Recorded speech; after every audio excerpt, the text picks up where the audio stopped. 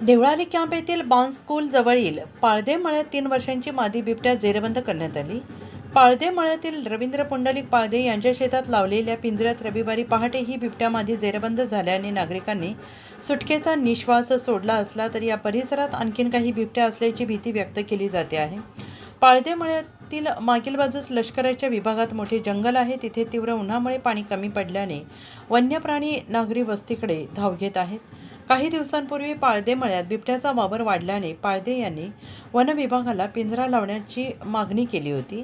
मागणी केल्यानंतर वन विभागातर्फे पिंजरा लावण्यात आला होता. पिंजरा लावल्यानंतर केवळ 4 दिवसातच बिबट्या जेरबंद झाला. पहाटे शेताला पाणी देण्यासाठी मोटर चालू करण्याकरिता रवींद्र पुंडलिक पाळदे हे गेले असता पिंजऱ्यामधून त्यांना बिबट्याच्या डरकाळीचा आवाज ऐकू आला.